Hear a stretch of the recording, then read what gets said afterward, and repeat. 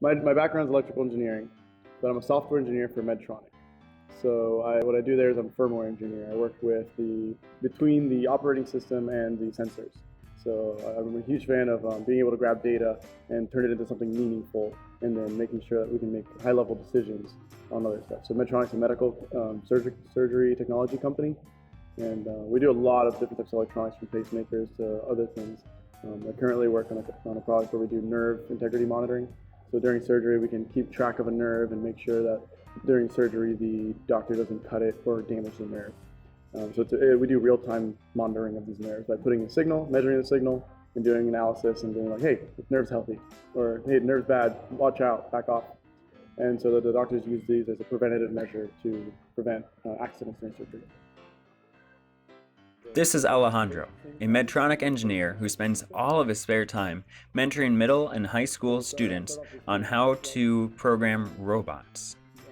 He got Spartans a few months ago to help advance his first Tech Challenge teams and teach students about how to program with sensors. This is what he has to say about the Spartan Robot. So last year, starting off with FTC with all the new sensors and the new platform, which I love. It's a very great platform. It really actually allows their interface board for sensors allows you to plug in any type of sensor you want from Adafruit or SparkFun, which are just companies that provide hobbyist electronics. But it's also companies that want to move electronics and the kind of technology into the hands of the layman, everyone. Not just engineers who spend 5 years studying electrical signals, but anyone can do electronics, from artists to teachers to students of any age. What Spartan allowed me to do this year was to show students the sensor feedback. And so the other day, the Arduino environment has a really quick graphing utility, so I could actually plug in any sensor I want and graph the sensor output really fast.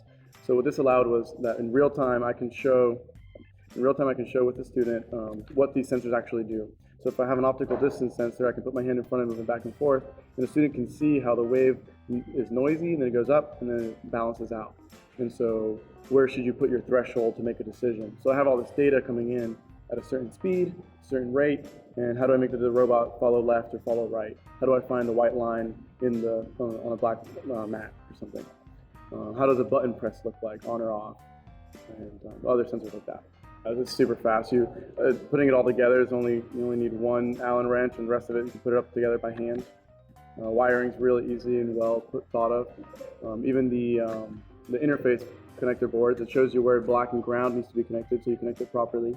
Which these are all things that when you have a protoboard kit, you have all these wires and this mess, and it can look really disorganized.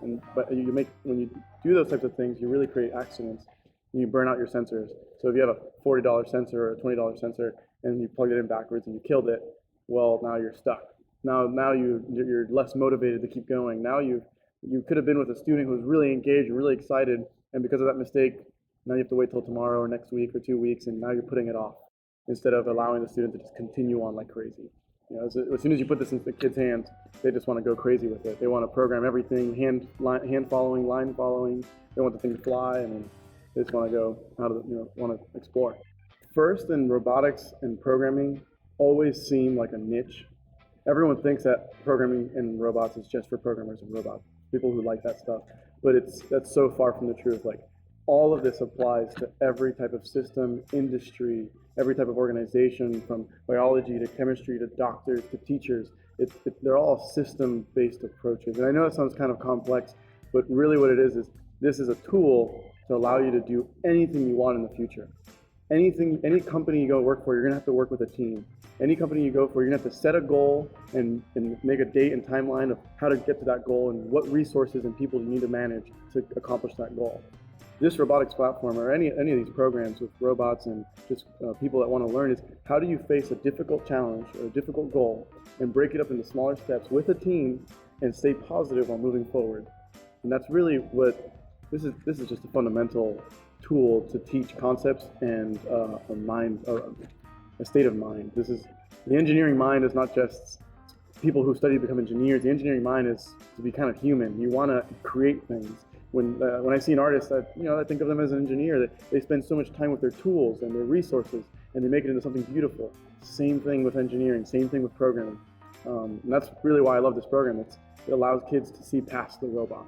It's just really hard to get them to see that. And so we kind of have to push them and urge them in the right direction. But eventually they realize that this is for everything, and everything in our whole lives around us is created using this.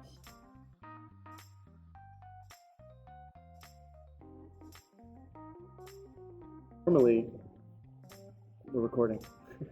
Oh, okay, you're good. Okay, maybe he'll want one of these. We should get you one of these, actually.